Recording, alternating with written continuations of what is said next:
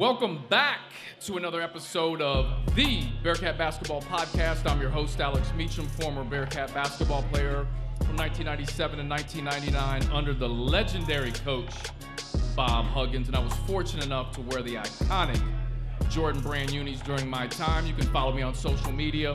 I'm on Twitter and Instagram at Alex_Meacham.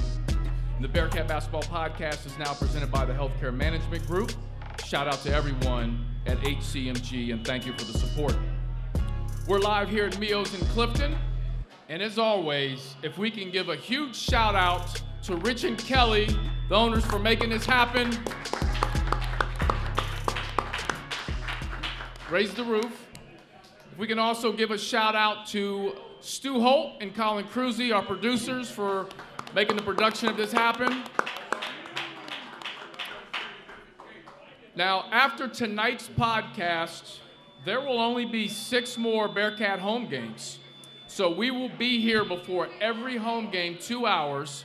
The podcast will go 1 hour, 2 hours before every home game. So far, we've had Keith Greger, Deontay Vaughn, Zach Tobler, Corey Blunt, who's in the house. Can we give a round of applause for legendary Corey Blunt?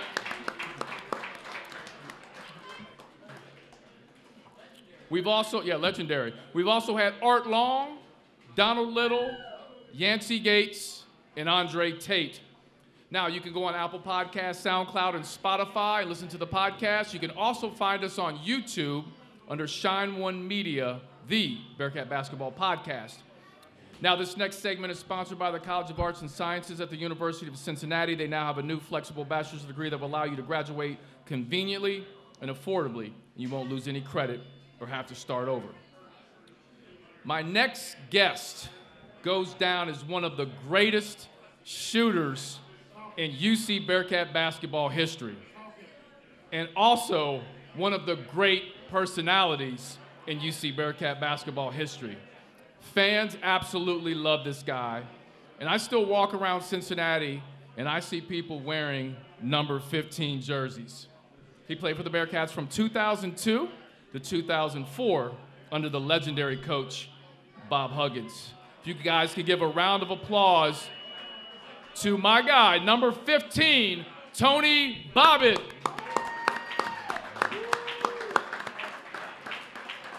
TB, what's up? Say what's up to the Bearcat fans, man. Hello, hello, hello, Bearcat Nation. Now, TB is fresh off a flight from Boise, Idaho. Boise, Idaho. Well, when I played, we had one of our tournament games out there in Boise. Exactly. Tell everyone what you're up to these days, and talk a little bit about your family.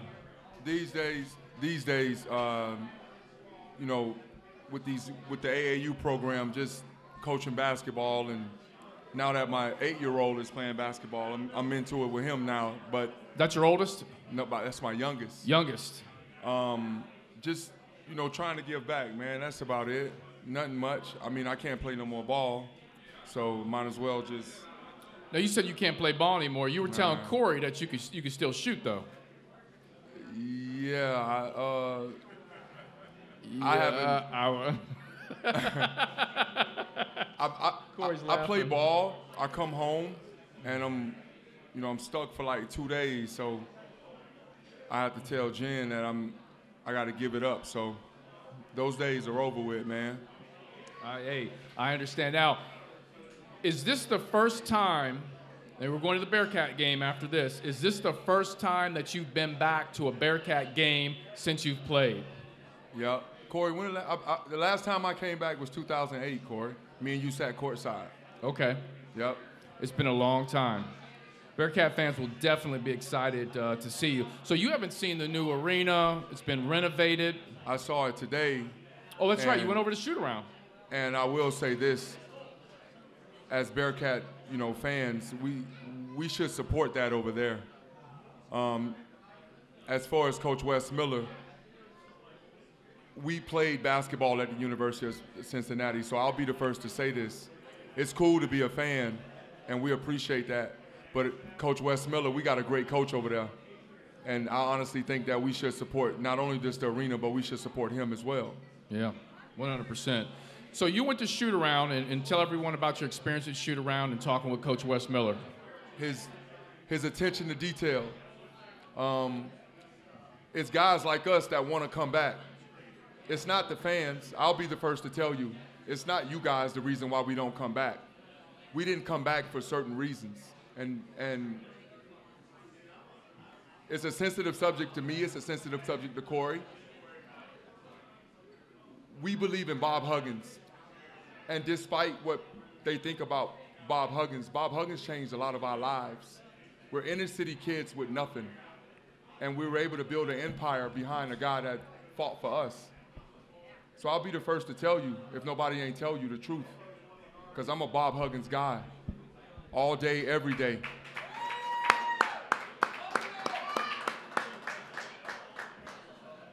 But again, Wes Miller deserves a chance.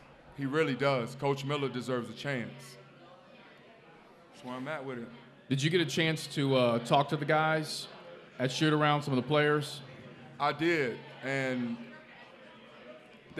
it's different from watching. It's different from when Corey them was playing, and our era, and this new era now. We can all say, this and that, but at the end of the day, when you play at a university, you must support your university, and you must support your youngsters over there.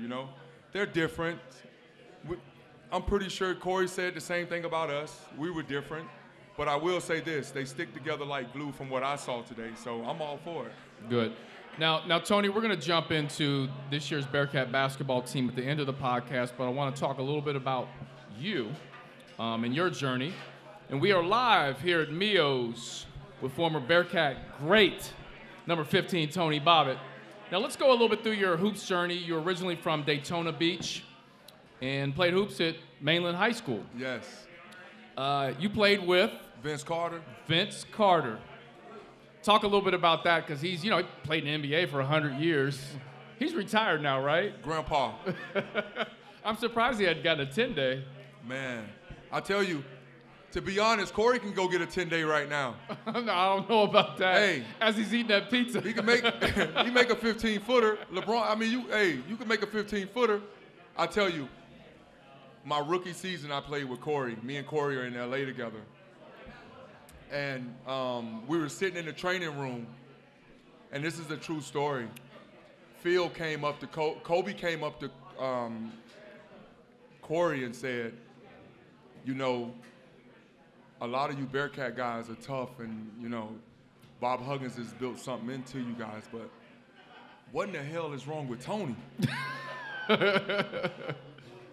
And Phil told Corey, Phil said, the only way Phil Jackson. Phil Jackson told Corey in training camp, the only way I put Tony on this team if you watch over Tony.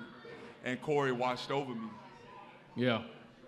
Do you think you did a good job, Corey? Hell yeah, he did. Yeah. Great job. Absolutely.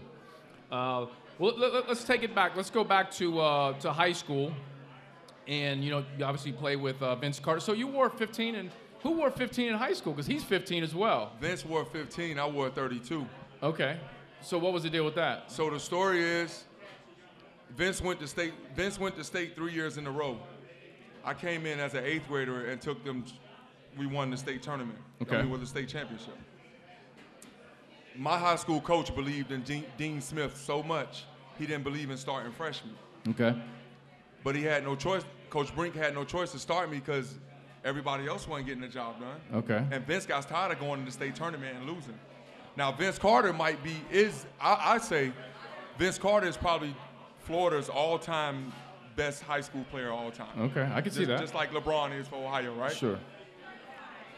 3 times in a row, couldn't win. So I come in as an 8th grader and win. And we're nationally ranked. So, beautiful thing. So when Vince left, you took over number 15. Nobody, you got retired. Oh, got retired. So then I had 32, and I ran off with 3 more state championships because Vince has 1, I have 4. And then they just retired my high school jersey. So 32 and 15 and 22 were put on the wall. Nice. So when you got to UC, just to jump ahead, you went to number 15. Yeah. Why is that? Because I respected what VC did. And where we come from, I don't know, like I tell kids all over the world, when Corey was coming up, Corey had a chance to see NBA basketball players in his gym, which made him better. When we coming up, we don't got no NBA pros, you know what I'm saying? So playing with Vince and learning the game, I had to go 15. Yeah. And come on, man, didn't nobody wear that 15 better? Yeah. Don't nobody wear that 15 better? So after high school, you ended up at Southern Idaho. Yes. Okay. In the best junior college basketball player in the country. Okay, as Corey laughs. Yes. So at that point, you're being highly recruited. Yes. All right. Give us 3 schools that recruited you, along with the Bearcats, obviously. Bethune-Cookman, FAMU. Naming all the HBCU. Nah. Let's see. Put it this way. I'll say this, and I mean this. He can relate to this. He's a junior college player. We were recruited anywhere in the country but Duke and Carolina. Yeah. Gotcha. Well, so when it came time, when the Bearcats recruited you, who was the main person on recruiting you? What assistant coach? Do you remember? Oh, Andy. Andy AK. Kennedy. AK recruited you. Shout out to AK, UAB, man. Andy Kennedy. Good dude. Very good dude. And so what made you want to come to the University of Cincinnati? The Jordan brand. Ooh, I like that. I like that. I mean, honestly, a Cincinnati Bengal football game, or when you got guys like Ken Griffey, when you walk in Hug's office, Ken Griffey sitting in there, or his dad sitting in the office, and you get a limited tickets. That's what brought us here, man. Just the whole love, vibe. yeah. The whole vibe. You wanted to be a part of that family. Yeah, Alex, for real. Absolutely. So let's jump into your first year, 2002, 2003. Okay. First season with the Bearcats. And we could talk. We live, right? We could talk real, like me quitting the team. Oh, we're gonna coming back. Oh, we're getting into all that. Okay. You know I'm not leaving anything out. If I leave anything out, you definitely let me know. All right. Okay. Okay. So tell everybody your first year. Who are some of the guys you played with? Tony. Of course. Nah, I tell you what, Bearcat Nation, I really enjoyed playing with Leonard Stokes. Leonard Stokes? I really enjoy Leonard. Yep. Lenny we get all the credit for scoring points and exciting the crowd, but Leonard Stokes should go down as one of the smartest guys to ever play basketball at the University of Cincinnati. And I mean that. Leonard IQ was just on point all the time. There's just certain guys. There's certain guys that play at UC that don't have NBA talent. Like Herb Jones, God rest his soul. I played with Herb in Italy, and you'll be amazed that that's a walking double-double. So it's like, I don't know, man. I played with Leonard Stokes. I got to give Lenny his credit. Lenny, to me, seriously. Real quick, before we jump back into Lenny, can you talk a little bit about Herb Jones? Obviously, he passed away, and definitely a Bearcat legend, Hall of Famer. What was your time like playing with Herb Jones? I was playing in a little town in Italy, right outside of Naples, called Avellino, Italy. And when I got to the team, the coach pulled me to a side and said, Tony, there's a guy that played at UC that was real good. I was like, he can't be better than me. I'm like, who you talking about? And he said, Herb Jones. And I'll be honest, I used to ask Corey all the time, and maybe some of these fans can help me, because you guys saw it. I didn't know who Herb was until tip ball. And when they tipped the ball off, I probably touched the ball 3 times. And he probably finished the game at the age of 35. Wow. Herb probably finished the game with probably 35 and 10, 12. Herb Jones in my book. Herb Jones. Hey, can we give a round of applause to Herb Jones? Seriously. One of the Bearcat greats. You also played with your first year with Max Seal. Oh, man. Field Williams. James White. Eric Hicks. Ooh, my boy. You want to speak on some of those guys? Ooh, my boy, Eric Hicks. I don't know if we got any Eric Hicks fans in here, but ooh. We do. Ooh. Gentleman right there is clapping. Eric was, I talk about Lenny IQ, and Corey, you coached Eric. Eric Hicks has one of the highest IQs too. Eric Hicks can play the game. Now, what you did not want to do to Eric, if the score is tied, you need to hold the ball and you get fouled and go to the free throw line. We're not giving Eric the ball. So if Eric gets mad, then that's just okay. We're cool with that. I played with Kareem Johnson. Jabber. I played with Jab. I played with Eugene Land. Yep. Oh my God. Roger Bacon's finest. Who else? I played with B.J. Grove. Let me see. Let me ask you this real quick before you jump into all these names. You mentioned a lot of personalities. And TB, let's be honest, you are a personality. Eric Hicks is a strong personality. How does Coach Huggins blend you guys together? And not only your group, but even the groups prior to and after you. What's magical about Hugs and his staff blending all these personalities together? That's a good question. Ain't nobody ever asked that question. Well, Hugs was always the leader, and we followed. Yep. So he always said, keep up and shut up. I don't know. We were, I don't know if this, I don't know. We were able to just hold each other accountable, and we were different. That's a good question, Alex. I can't even answer that question because we all had different personalities. Very much so. And I think one thing, and tell me if you agree with this, the one thing that was really great about Coach Huggins' style is that he'd have all these different, Field would come out with the big afro, with the braids, but he let you be you. And I think that was the key. He didn't try to make you fit into a box and say, you've got to be like this. He's like, Tony, you are who you are. Be you. I recruited you. We recruited you to be Tony Bobbit. You agree with that? That's like Alabama getting rid of Saban. Mm-hmm. I mean, you guys want to know the truth. You want me to do a podcast, I can't come up here and BS it. We got rid of a legend. Like, come on, man. Man. I'm telling you, like, Wes is gonna do some things, but Hugs was. When I talk to Jen, I talk to my girl about it all the time. Hugs was special to play for, Alex, and you know it. Yeah, absolutely. And you know it. When we look back at it as kids, we were really blessed, man. Yeah. I mean, we got criticized, we got talked on because of the graduation rate, and all of us got degrees. They say he didn't graduate his players, and all of us got degrees. Well, I don't get it. I mean, I'm sorry, ladies and gentlemen. I'm just different. I'm gonna tell the truth. So let's jump in to the season a little bit. Your first year. Now I've got a stat here for you, and Corey, I want you to listen to this, Corey. Tony's first 6 games, he only had 28 points.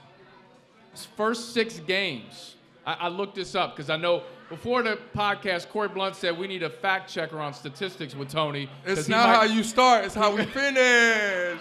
So the first 6 games, he only had 28 points. And then, Bearcat fans, if you remember, when the Bearcats played Oregon, Tony Bobbit erupted for 29 points. Jimmy V. He had scored 28 6 games prior, but this game he had 29 points in 1 game. What was the difference for you? What clicked? What happened that game? It's only 3 of us that played for Bob Huggins in here, right? Us 3? So I'll tell you what happened. Hugs left me the hell alone. Shit. He left us alone. Well, I tell you, we had Coach Dan Peters, God bless his soul. Oh, and Coach Pete put up with a lot of mess. And I'll tell you guys the truth, too. Playing for Bob Huggins is like working on the railroad. Either you do or you don't. And Hugs didn't care. Hugs will tell you, he'll take 5 walk-ons and win before he take 5 guys that don't want to listen. So I thought it was a joke when I first got here, because I'm a junior college All-American, and I'm thinking I'm coming in to play. And it's the summer. Speaking of that. So Corey comes down. Corey's playing for the Phoenix Suns at the time. And Hugs hands Corey a plane ticket. Hugs said, here, Corey, I'm sending him home. Corey said, nah, you can't send him home. That'd be the worst mistake we made. So it's like playing for Bob Huggins. He didn't care who you was. As long as you put in the work and you bought into the system. You get what I'm saying? So, Alex, man, listen, I'm proud to be a Bearcat. I'm proud to say 513 anywhere I go. I mean, I miss it. I don't miss the 3-hour practices. No way. But I miss it. So that's a great segue. Your first year, Tony, you quit. Yes. Tell Bearcat fans about that. Because let me set this up a little bit. There are a lot of Bearcat players throughout their history that wanted to quit, that walked kind of out the door, walked back in. Tony, you quit. Yeah. What happened? And he came and got me again. Corey Blunt. All the time. He is the That's savior. your angel right there. That is my savior right there. So we play against Marquette, Dwayne Wade, and this is a fact. I played like 17 minutes and I got like 18 points. So I'm like, yo, like, Hugs, what's up? And he's still playing, listen, man, he's still playing these guys who he believe in. Okay, I get it. So I walk in the locker room, I tell AK, I say, yo, I'm out. He said, where you going? I said, I'm done. So I had a friend here, my boy, I went to crash in his apartment for like a week, and Coach Keith Legree was looking for me. Yep. You think Hugs was looking for me? Hugs was like, let him go. But that's what I respect about a man, because that's what we learned as coaches now. And as a grown man, and I'm a father now, I'm not finna sit here and kiss your butt. If you don't want to be here, get on. But once I bought into the system and I came back, my whole career changed. Now remember when the game I came back was the Louisville game. Okay, talk about that game. I went off for 28. So you quit, came back, and scored 28. 28. So Hugs made it a joke. He was like, maybe you should quit every day. Oh. I tell you, but, you know, explain this to the Bearcat fans that are here. So many Bearcat players that played under Huggins wanted to quit, wanted to walk out the door, but it's something about he pushes you, and he tries. So if you think you're giving Tony 100%, he teaches you you're only operating at about 70%. I'm going to get you to 100. And when he pushes you beyond that threshold, sometimes it puts you in a space where I can't handle this, but he gets you there. Right. Corey, how many years Bob Huggins took off your NBA career? Thank you. Enough. Corey just answered the question you're looking for. But I will say this. You're asking about preparation. When I was able to play pro ball, I knew how to guard my man. Yep. Bob Huggins, we would practice from 3 to 6. Well, am I saying that right, Alex? 3 to 6? Absolutely, 3 to 6. Every day. On Thanksgiving, we would practice from 3 to 6, and he would kick us out at 3:59, at 5:59, and bring us back from 9 to 12. Yep, see you back. And then kick us out at 11:59 and bring us back from 1 to 3. So it's called preparation. It was a mind thing with Hugs, man. And I'm like I just answered your question before. He's able to be a better father. You're able to be a better person, better uncle, and better son because of Bob Huggins. Yep. You took a lot of his traits and you ran with it. Yep. And that's just facts. I agree with it. So, Tony, going from your first year to your second year, your last year, your senior year, You know, once you get, I feel like once you've played for Bob Huggins and you've played for a year, you kind of, you know, you feel like a veteran.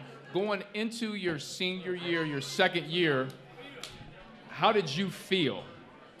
What type of, you know, going and say, this is my last year. What was your mindset going into your last year? The best thing ever happened was I didn't go home that summer. So I was able to stay up here with them and work out all summer.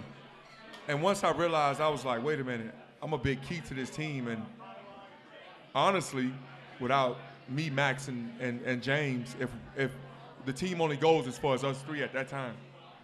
I mean, yes, granted, Phil Williams and Kareem, but we're talking about the goals.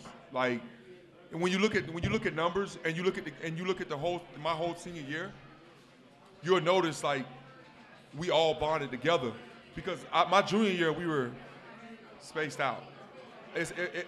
My senior year and we won. More together. And we won. So that was 2003 to 2004. Right. You guys had a lot of returning guys. James White comes in. Yes. That year. My hero. Robert Whaley. My boy. Came in that year. The expectations were extremely high for this basketball team, and you guys started off the season 13-0. Ooh, and then took it down there to Louisville and got beat by 25 on ABC. Oh, how about that? Remember that? And then guess what Hugs did, Bearcat Nation? We didn't even get back on the bus to head back to Cincinnati. Guess what he did, Corey?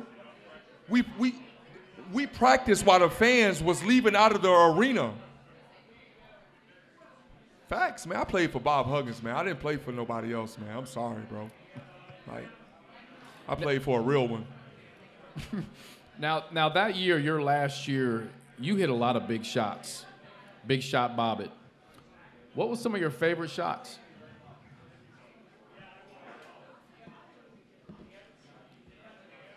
Memphis. Okay, explain that one. Antonio Burks, the player of the year, Coach Cal. I'm sorry.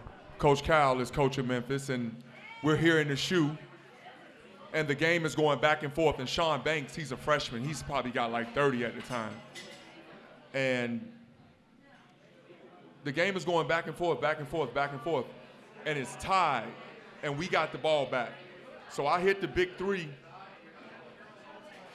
And what I like about watching the film, what I like about watching it is when I hit the three, Memphis came down, and instead of getting the easy two and fouling, Sean shot up a quick shot, or I think it was Rodney Carney, something like that. He shot a quick shot.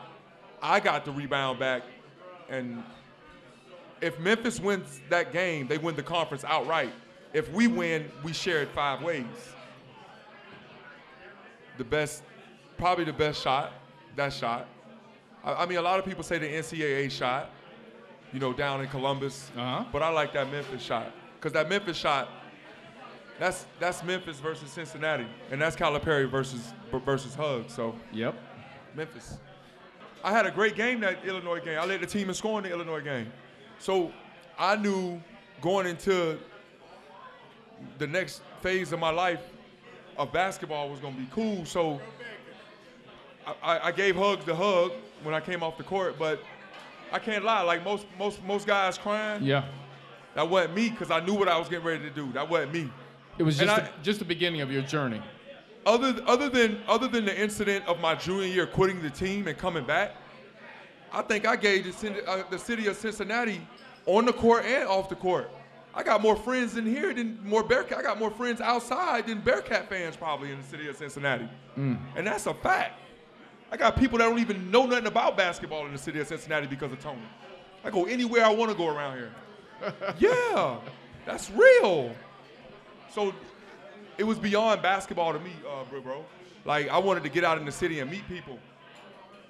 And then when you tell somebody, like Jim, my girl was saying she was telling her boss, the guy that works for her, that I played at Cincinnati. The first thing he mentioned was Bob Huggins. He didn't want to talk to her about me. Yeah.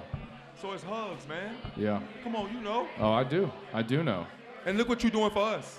Thank you. Look what are you doing for us. We didn't have this years ago. Yep. Nobody was coming back. Yep.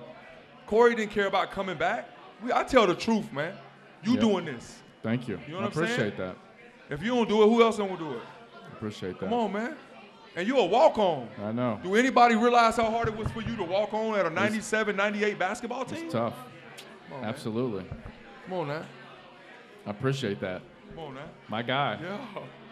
Yeah. Now, when you look back on your career here, playing for the Bearcats, and you reflect on it, what are your thoughts? All right. My top 5 Bearcats of all time. Oh, wait a minute. You going to give us your list here? Yeah, I'm going to give you my list. Corey, you ready? My top 5 Tony Bearcats. Bobbit's top 5 Bearcats of all time. And Oscar doesn't count. Okay, Oscar's not on the list. Oh, we get, listen, we don't, hold on, wait, he played when they were midgets. Like, yeah, that's real. And he dribbled with one hand. Like, Stop. Who, me? No, I didn't need to. Catch and shoot. Listen, other than Oscar, he's on his own pedestal. Okay. Top 5. Let's start at number 5. Corey Blunt. Shit. Corey Blunt? Hell There yeah. we go. Listen. Hey, round of applause for that, Corey Blunt. Listen. Number. At my four. Number 4. My 4. I get 6. I get to have a starting 5, and I get a 6th man. Okay. So at my 4. I know where you're going with this, so. At my 4, Kenyon. Absolutely. At my 3, Herb Jones. Love it. At my 2, DeMar Johnson. Slim. And at my point guard, you get mad at me when I say this, but I can't deny it. I love me some Steve Logan. I love me some, hey, Nick is the man, and Nick did his thing, but Lowe was like something. When I saw Steve Logan, I was like, I want to go there. Because Hugs let him shoot. Mm-hmm. Now, when we talk about the person that come off the bench, you looking at him. Tony, tell the fans, you came off the bench, and a lot of people don't remember that. And when we talk about 6 men, and Corey and I and you were talking earlier, like, T-Rat, Terrence Gibson came off the bench. You came off the bench. That's tough to get a lot of guys to buy into that. But you bought into that. So my starting 5 was Armeen Kirkland, Phil Williams, James White, Jason Maxill, and Kareem Johnson. If you start me and take Armeen out the game, then who gives you any firepower coming off the bench? Mm-hmm. So when Hugs drilled that in my head, I was like, all right. And I got the whole city behind me. Yeah. I'm like, my jersey in the stoves. Yeah. All right, I got you. Now, in fairness, you may have not started the game. Oh, I always ended it. Me. You ended the game. Me. Ball in my hand. Nobody in the history of this school ever shot the ball the way I shot the ball, and from a higher percentage. I know y'all got a lot of fans in here. Do your numbers. Look up your numbers. Google. Google. Google's your friend. And I only played 2 years. Yeah. That's another thing. Most people don't know you only played 2 years and you were the 6th man. We played for Bob Huggins, so everything was defense. So I felt like when I got on offense, I just do what I want to do. Now, we've mentioned Corey Blunt quite a bit. He had a long pro career. Let's talk about your pro career. So what happened after you finished playing for the Bearcats? Talk about your journey to play professional basketball. So after I left L.A. with Corey them, I went on to Seattle right before I got released from Seattle, and then I went to Italy, and that's when I met Herb. And when I was playing in Italy, I was playing I was playing EuroLeague, and I didn't know the difference in leagues over there. Well, come to find out, EuroLeague is one of the top. So I was able to win the ULIP Cup. I won my first ULIP Cup with Herb, and then that helped me a lot. So then when I left Italy, I went over to Madrid, and I played in Madrid. And when I left Madrid, I came back to Italy, and I played for I played for a team in Bologna. The best thing about playing pro basketball, and I try to tell kids this, all you got to do is be good at one thing. Absolutely. I say that all the time. All you got to do is be good at one thing. I agree. And I can shoot, and I got along with people. Great career, man. How many years did you play overseas? 13. 13. How many different countries? Jen, the passport don't even have a bird on it no more, do it? I've been everywhere, man. Everywhere. I mean, from Indonesia to Cyprus in the Mediterranean. And it all started right across that street. Yep. Let's take a little bit of a step back in your pro career, and I want to talk about Kobe Bryant. Ooh. I would like for you to talk about what Kobe Bryant meant to you. I got a true story about Kobe, and I got a better story. Kobe had just scored 61 points against Utah, and Corey walks in the back room, and Kobe looks at Corey and says, man, Corey, man, it's been a long time, man. You know, I'm retiring, but man, I gotta tell you guys this, because it was Corey, Ruben, it was the whole clique. He looked at Corey, he said, man, you Bearcat buddies, y'all wild and crazy, but ain't none of y'all got nothing on Bobbitt.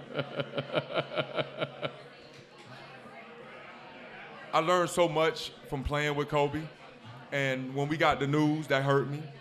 So how'd you find out that Kobe passed away? Me and Jen were at the house minding our own business, not even watching TV, and our good friend called us and said that he went down in the helicopter. Were you like me? You just didn't believe it and thought it was like a made up?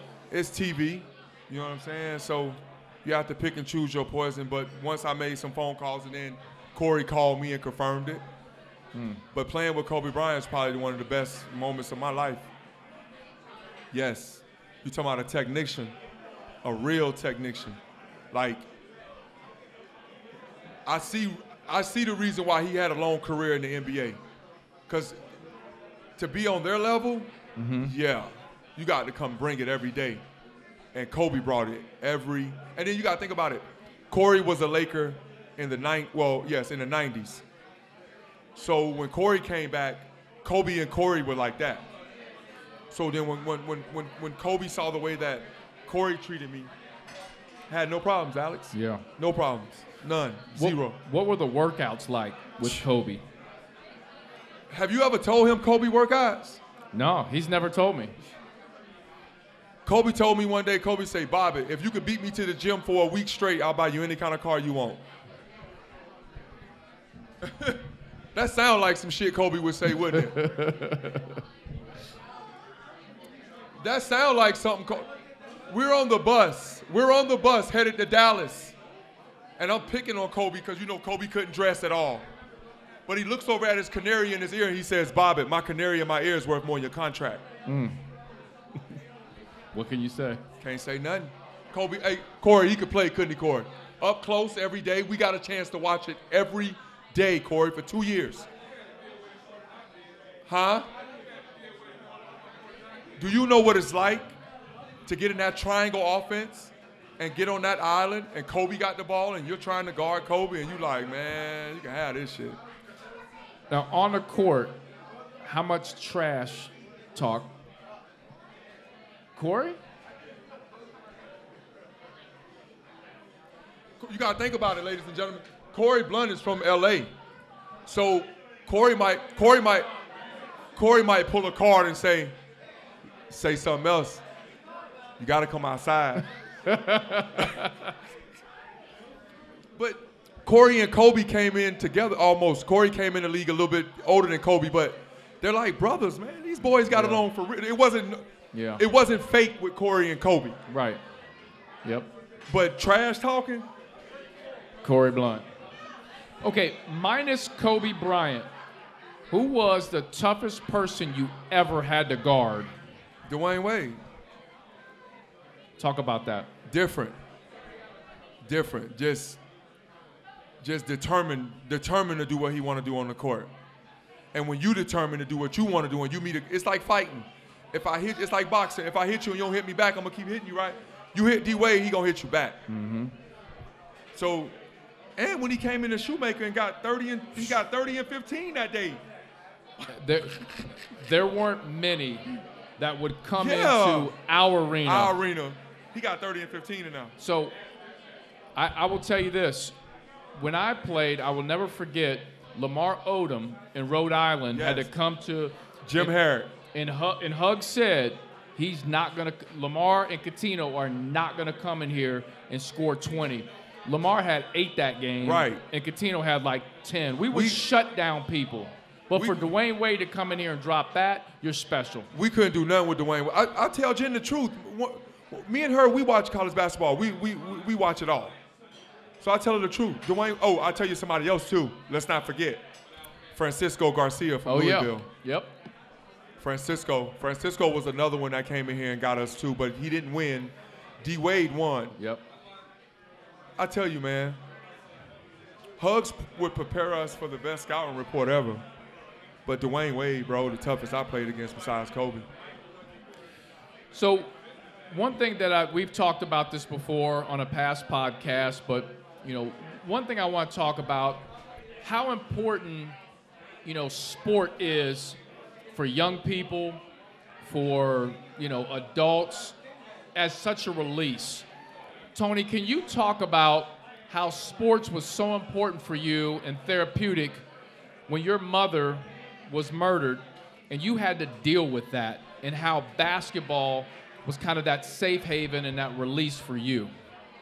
I don't think without the basketball I could deal with it. I think a lot of us from inner cities or wherever, anytime something like that tragic happens, I think you have a safe haven. Yep. So my safe haven was like getting that ball, just going on the court. I'm at peace when I'm playing basketball, period. But at that time in my life, you're a 16-year-old kid. And most kids tend to, which I did, and I can tell the truth, I did. Most kids tend to run to the negative side of the issue. But I was able to get back on track and use that basketball as my sanctuary and understand, like, if I play this and I do what's right, maybe God do got something in store, because I could have just easily gave up, right? I could have easily just felt sorry for myself and would have been like, whatever, why me? Poor me, but basketball, man. Because I love it. If you love something, you know what it is. Yeah. Let me ask you this. So there was a young man that played high school basketball in Cincinnati, and his father passed away. And he told me that one game he was playing in was getting towards the end of a high school game. Okay, he's one of the best players on the team. And his father had passed away. And he hit the game-winning shot. And he said prior to shooting that ball, he felt his dad. Like his dad pushed that ball into the basket. For you, Tony, as you were going along and your mother was no longer with you, did you feel her presence on the court, and did you have those signs? Me and Jen talk about it all the time. My mama had died on a Sunday, and that Tuesday I came back and had 62. So it was like everything I was throwing up was going in. I mean, death is upon all of us. We're all going to face death. But at that age and the way the death went about, I wasn't ready for that. So I had to I had to take that basketball, Alex, and take it serious. And I always thought I was the best player on the court. Always. And that goes by saying even when I was playing professional ball. But if I'm playing basketball, then I don't have to listen to this or listen to that. I don't have to see my sisters still in the house crying or still dwelling off the fact that mom's dead. You know what I'm saying? I could get away from that. So when I do get back to the house, everybody's asleep. You know what I'm saying? I take my shower, look in the microwave. You know how we did it as kids, get our food, eat, mind my business. But I will say sports is a huge factor in children's lives when death is upon them. Because, it helps a lot of us. That's therapeutic. Right. Yep. Tony, where do you get, first, two-part, where do you get your personality from, and where do you get your supreme confidence from? Shit, I'm the best-looking Bearcat that done come through here. Corey, we don't have to Google that. Well, nah. We know that's the... Hey, I ain't never had a problem getting the ladies when I was in school. I ain't never had that problem. I am a beautiful man. So I don't know. I don't know, man. I don't know. Yeah, man. Yeah, man. Nah, man, you know, I used to tell Hugs, man, listen, don't hate because you don't look like this. I don't know, man. I tell you, me and Corey talk a lot, like seriously. Me and you talk a lot, right? We do. You can't play in the NBA if you ain't got no confidence. Absolutely. You can't do nothing in this world no more if you ain't got no confidence. I tell my girl all the time, she's a boss. You can't be the boss if you ain't got no confidence, right? If you walk into an NBA locker room, we can sniff you out the minute you hit the door. Yep. I can tell if you soft. I can tell if you've been a mama's boy your whole life. I can tell if you bust your butt to get there.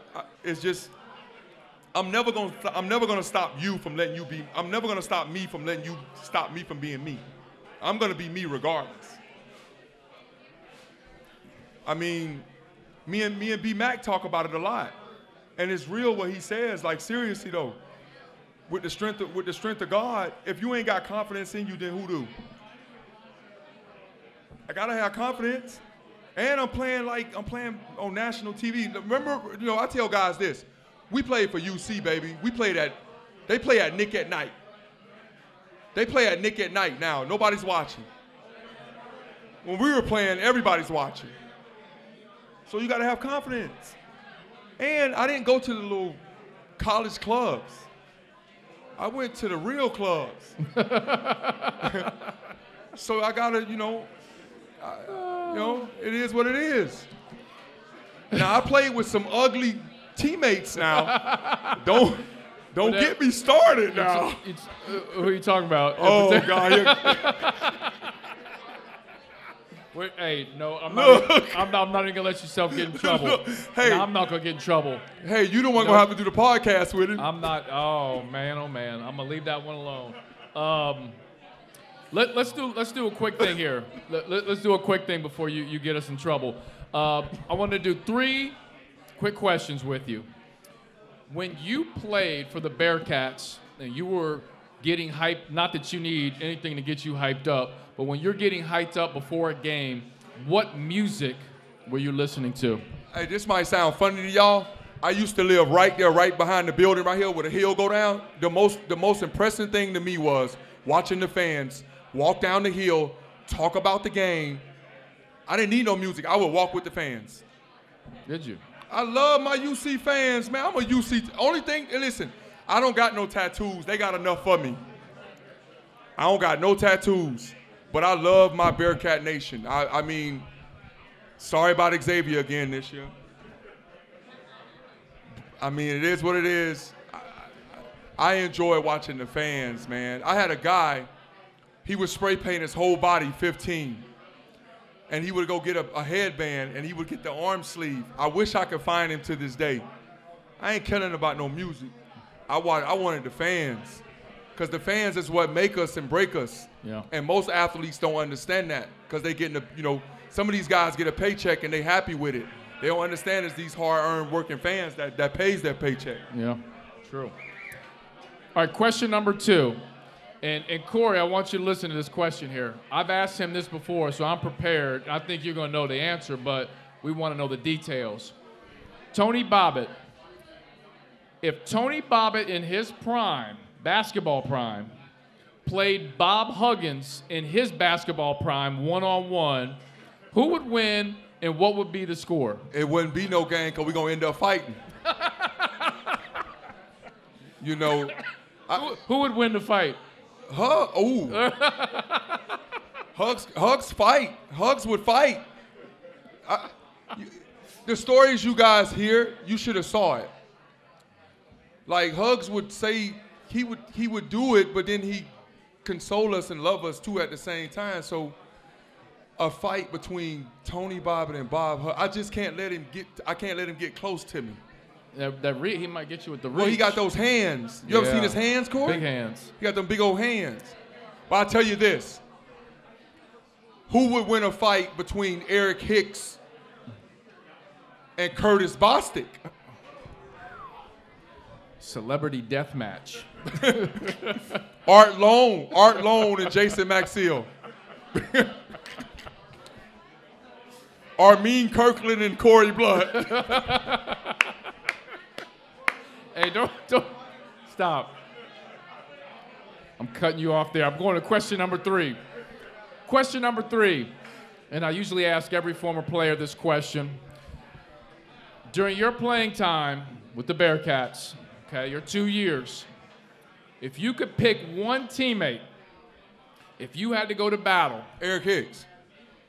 Why? Eric Hicks. Well, at least let me finish it for everybody's here. If you had to go to battle, what teammate would you take with you? Your answer is Eric Hicks. Tell me why. Because Eric can cuss you out, laugh at you, and give you a hug in the same time out. Am I right? True. Shut up! Come here. I love you, dog. Eric Hicks. Me and Eric live together, and remember when Eric came in, Corey, Eric was shot. Eric got shot coming in. That's what stopped Eric from being Eric was a McDonald's All-American, but he couldn't play in the game. So when Eric came in, and I realized how cool and to be honest, man, as college students, we all want guys around us that you could trust and you could depend on. And Eric was one of those guys. And when Corey would come home, it would be us 3. It'd be me, Corey, and Eric. I mean, Corey saved a lot of us guys. Like, they don't understand, CB. They don't understand what you had to put up with coming from hugs, yelling and screaming. They don't understand it. It's Eric. It's Eric. Like, we go in the club and Eric got his shirt off with a big old chain on, walking around. Oh boy. You're not gonna mess with Eric. Yeah. And he got his hair out, especially when he had the fro. Yep. Now the funny thing about you and Hicks is you guys are still so competitive with each other. Oh yeah. So I interviewed Eric Hicks back in the pandemic for the podcast. I interviewed you, and you guys were like secretly competing. Where Hicks was like, "Hey man, how many people listen to Tony's?" And then he would go, "How many listen to mine? I got to do mine again. I got to get more numbers." You guys, and he called me when I told him you were coming in to do this. So he's like, I'm coming in. Eric, so by being roommates with Eric was, I don't know. It was, I tell Jen all the time, I'd rather have Eric Hicks in a foxhole any day of the week with me because I knew he had my back and I knew he meant good. It's like if you ask Corey who he going to foxhole with, he's gonna say Nick. Everybody on each team, like what you would say, everybody on each team has that one guy. Kenyon Martin. Right. Eric Hicks. And it's because he was consistent. He was always dependable. Yep. As a friend, if I needed Eric right now, Eric would be there for me and my family. Like, yep. If something happens to my dad, like, I know Eric could be there for me. Eric is Eric. And Eric is a true Bearcat, and Eric enjoyed playing with me, and I enjoyed playing with Eric. All right, so, Tony, I'm going to need your help with this. Bearcat fans, I'm going to need your help with this as well. Prior to going on the podcast, we had a debate going, which was started by Tony.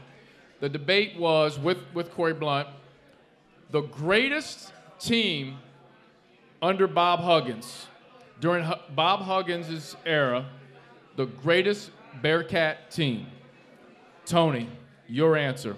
The 92 team. The 92 team. Oh, because you guys only got Kenyon. Wait a minute, you weren't saying that before we started. Well, I'm speaking facts because if imagine you guys playing against that 92 team. Corey, you guard Kenyon, right? Who guard her from their team? Melvin? Pete Michael. Who? Probably Pete Michael would guard. I'm not saying shutting him down. I'm saying that's who? That's who would have to guard him. But then who guards Nick? Probably Mel. Who? Mel would have to. Levy? Or DeJuan Baker. Okay. Those are the only two that. I'm saying that's who would match up with Y'all him. wasn't even better than us, bro. Stop it. Y'all just had Kenyon. Stop it. We got more NBA pros. We had Logan. We had Ruben Patterson, the Kobe stopper. Listen, who gonna stop Bobbitt? Who gonna guard me? Rube. Remember, I'm the only. Rube. Listen to me. What about Rube on you? Listen to me. If you're a real Bearcat fan and you watched basketball back in 2000, from 2000 on up, didn't nobody shoot the ball more than me. I had the purple light. Hey, Corey, do you have a question? Hey, they would come down the court and look at Hugs like this, look for a play. I didn't even look his way. Yeah. And hold on, wait a minute, CB. In the history of UC, that's a fact. How many players have we had off the bench lead the country in points? I can name it, me. Corey Blunt, could you come forward? I need your help a little bit. Come on, man. I need to call in a sub. Come on, man. Everybody give it up again for Corey Blunt. Come on, man. Oh, God. Yeah, I got a question. This is an honest question. Okay, and I got my question about my money with you and Kobe. There you go. They don't know about that. Honestly, have you ever taken a bad shot in your life? Ladies and gentlemen, when I walk in the gym, I'm open. But what's a bad shot? Any shot you take. When I watch, listen, honestly, that film that I gave you, you should see the way you guys was playing. Every time y'all make a mistake, y'all would look over at Coach Huggins like he had us shook at that time. Never had me shook. Oh. Never had me shook because he couldn't take you out. He couldn't take me out the game. We were forced to understand that we had a hell of a bench. They didn't have no bench. So he was What? Who was y'all bench? Robert Whaley. Who? Suleiman. Who? He just named some guys that I don't. Yes, sir. And we did have Terrence Gibson who would lock this dude up.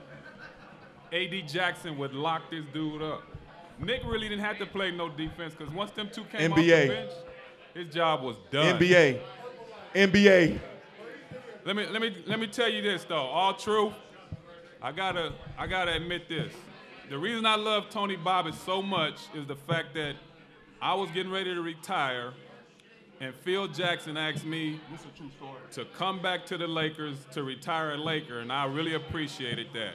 But the only reason he asked me to come back was to control this dude right here. So that's why I love Tony Bobbit. I got me an extra $1.5 million because of Tony Bobbit. So.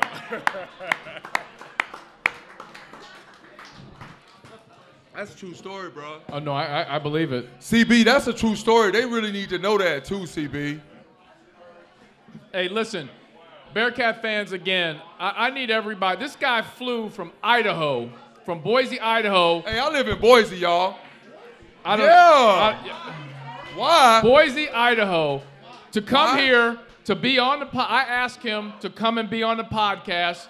He agreed to do it and go to the Bearcat game tonight and support the Bearcats. Can we have a round of applause for Tony Bobbit? Hey, I will say this, though, Bearcat Nation. I do want to give a special shout out to the owner, ma'am. Thank you. And I also want to say great job to the football team this year. Yeah. Shout out to the football team. So I don't know, I don't get a chance to come back as much, but Alex made it worth my while. Absolutely. You're very welcome. You're very welcome.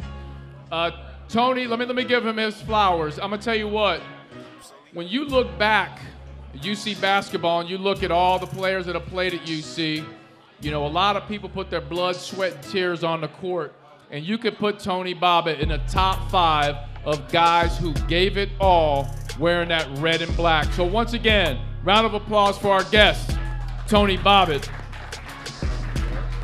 You're very welcome. Bearcat fans, Tony is going to go sign the Wall of Fame over here. If you want to talk to him, say what's up, get some pictures. He'll be available. And please enjoy the Bearcat game tonight. I want to thank everybody for listening to another episode of the Bearcat Basketball Podcast. Thank you.